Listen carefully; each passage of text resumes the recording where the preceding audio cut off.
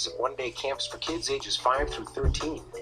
These adventure camps run December 27th through the 29th. More information on our community calendar link at krcc.org.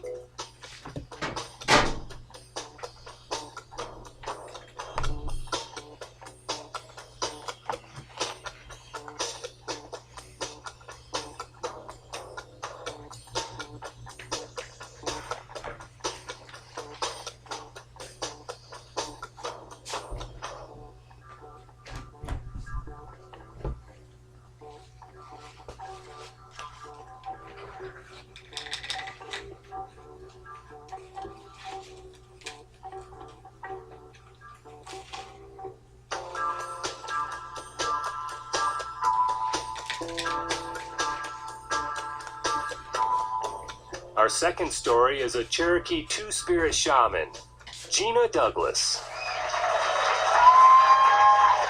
The great Lakota shaman Black Elk, he said that if you're granted a spirit vision, then you're obligated to dance that vision for the people. I had a spirit vision when I was very young, and I danced that vision at the Story Project 7 years ago. My daddy was the sixth of 7 kids born to a Kentucky coal miner and his half-breed Indian wife. Then Daddy went and married a Jewish girl and confused things even further. So my vision told me that Grandma was descended from a long line of Cherokee healing shamans, and they had been warned by the healing power of the earth, don't get on them barges to Oklahoma. And they had run away to hide in the mountains, where they had joined into communities formed by other renegade Indians, runaway slaves, African freedmen, and other misfits from society into what we came to call hillbillies. And these hillbillies were amongst the first coal miners.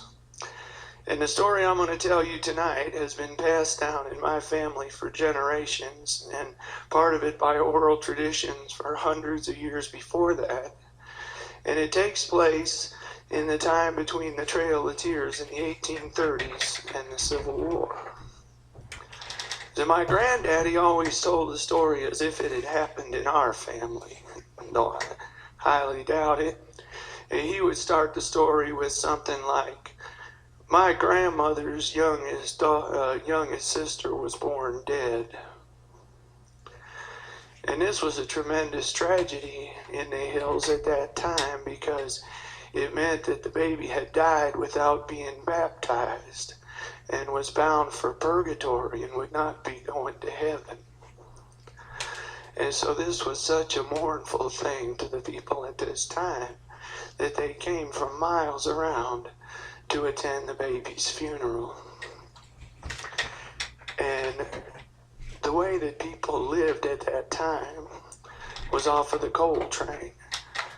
The railroad company built a track going up the mountain to where there was coal, and the people they'd send the train in the morning empty. The people get on the train and ride it up to the coal mine, work the mine, fill the train with coal. At the end of the day, the train would head back down the mountain, and people would jump off where they lived and be ready to do it again the next morning. In order to facilitate this kind of a workforce, the railroad company built what they called hollers, where perpendicular to the railroad, they built a road so people could build their houses along the road. And because it was on a slope mountain, they had to build their houses on stilts to get a flat floor. And depending if you were on the uphill side of the road or the downhill side, then you might have long stilts at the front of your house or at the back. And at the house that had the baby's funeral, they had long stilts in the back, and the rear window was a good 20 feet off of the ground.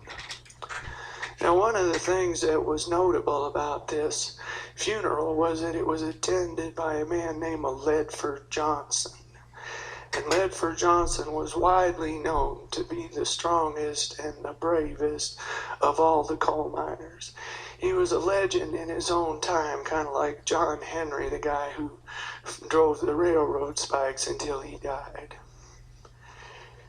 And the town, the holler where they was at, it had a peculiar reputation. It was called Something Walks. Because the people that lived there, they had a legend and rumors about some kind of monstrous thing that would supposedly go walking around and scare the birds until they would stop singing, and the dogs would go cower underneath the houses, and you couldn't find a cat nowheres, and that sometimes that there'd be what looked like a trail off into the woods, like something gigantic had passed through there and trampled down the vegetation and broke off branches. And they said that sometimes they would find something that was like steel wool, this red, gray, coarse fur. It'd be stuck on a broken branch.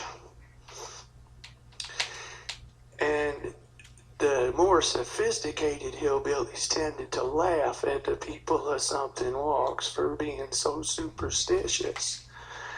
But on the day of the funeral, it did come to pass that while everybody was silently mourning, all of a sudden it seemed that there wasn't no more bird song. And the few mourners who had brought dogs with them, they found their dogs was cowering under their chairs, and nobody could see a cat nowhere. And everybody kind of fell into a deeper silence. And then underneath the house there was a loud cat screech. Meow! It startled everybody, and then a second one, meow, and the cat had jumped up on the back window 20 feet off the ground, and it was all up on its claws with its back hunched and the fur all standing up, and it's spitting and hissing at something on the ground. And then finally a third time it howled out, meow, and it leapt from the window straight to land on the open coffin where the dead baby lay. And Ledford Jonson, he jumped out of his chair and he snatched that cat by the neck in midair and he spun it around and you could hear the bones a-crackling, and he tossed it straight out the window and sat down like nothing happened. And there was a moment of stunned silence, and everybody's thinking about but not talking about the legends. And Ledford Jonson stands up and he says, you know, I'm curious what it was that scared that cat enough to get up on the window. I'm going to go out and have a look. Who's coming with me? And all the wives' hands is like claws on their husband's thighs. You're not going nowhere. And Ledford Jonson got his shotgun where he leaned it up against the wall. And he went, they could hear him underneath the house. And presently he said, you know, there's no sign of that cat nowhere. But it does seem like there's a trail going off into the woods. And I'm like to go following it. Who's it coming with me? And of course there was dead silence. And Ledford Jonson set out alone. And after a while, the birds started singing again, and the dogs got up and stretched their backs, and people started to come back to a normal way of thinking, but there was no sign of Ledford Jonson. And after a couple hours, they started wondering what happened to him, and maybe they ought to go look for him. So they gathered some more people, and they got their bloodhounds, and they got their shotguns, and they got some torches in case it got dark while they was out there, and they set out to follow that trail. A couple of 100 yards down the trail, somebody reached up with their shotgun and fished down a ball of this fur, this coarse red-gray fur, and they offered it down to the bloodhounds, and the bloodhounds didn't want nothing to do with it. They shied away from it. And they kept on going down the trail, and presently they came upon Ledford Jonson, and he was just standing there. Now, Ledford Jonson was of mixed races. He was part African American and he was part Cherokee. And he had extremely dark skin, but he had the long, straight black hair of a Cherokee. And he had the hook nose of a Cherokee, but he had the thick lips and heavily muscled buttocks of an African American. And Ledford Jonson, was just standing there. And his arms was hanging dead at his sides, and immediately everybody noticed that his black hair had turned stone white. And Ledford Jonson was unresponsive, and they went up to him, and they found that his arms were hanging at his sides because both of them had been broken at the bicep. And some of them took Ledford Jonson back to get him medical treatment, and the rest of them set out along to follow that trail. And after a couple of miles, it came to an abandoned coal mine. And they stuck their torches in there, and it was all filled with bones. And a lot of the bones had been broken open so the marrow could be sucked out. And they decided they had investigated this enough. But they's going to make sure that whatever it is that had been walking around would walk no more. And they dynamited that entrance to that coal mine. So whatever it is was in there couldn't get out. And Ledford Jonson recovered to some extent, but he never talked about how his hair turned white. And some people thought he didn't remember, and some people thought he remembered and he wouldn't talk about it. The common speculation was that he must have met a bear, and the bear swatted him with his forepaws like a bear will do and hit him in the arms, and that's what broke his arms. But the old Cherokee wise men, they had a different explanation for it. They said that Ledford Jonson must have met the Tee-wee-wanahay, which was a monster out of Cherokee mythology.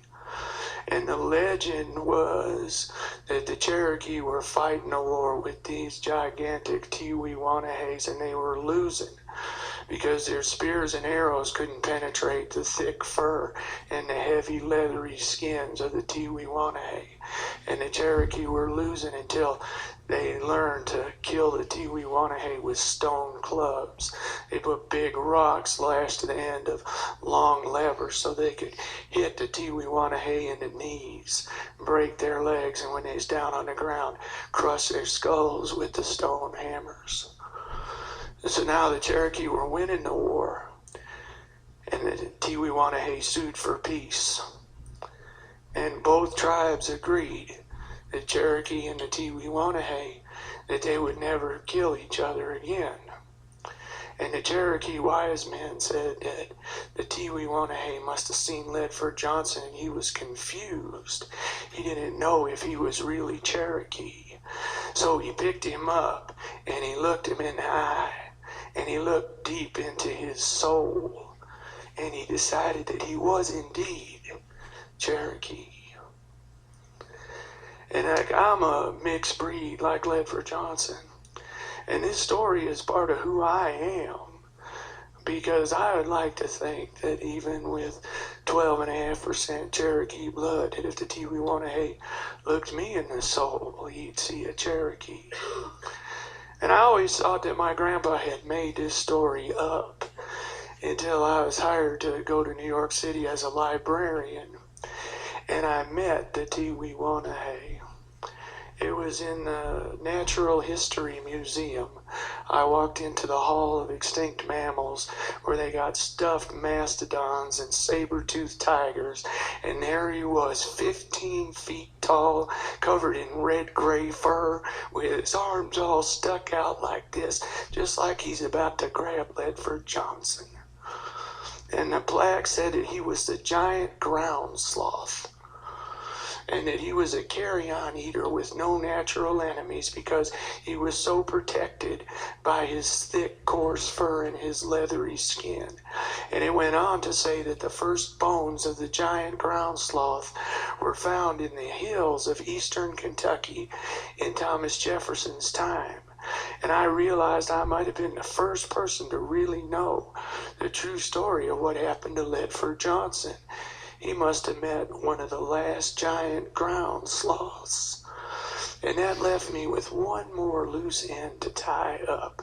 Could I actually verify that there was a myth of the Tee-wee-wanahays and the stone clubs?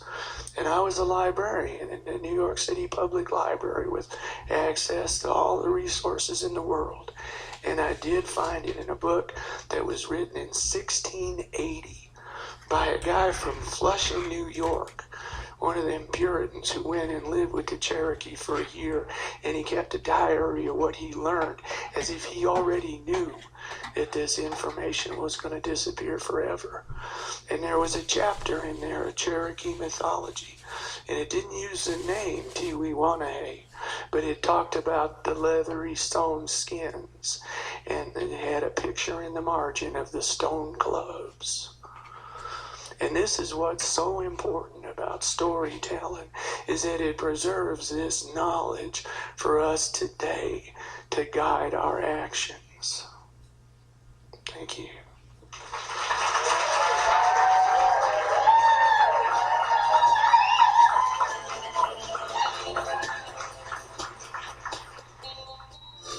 When an American is detained in North Korea, they have an important lifeline, the Swedish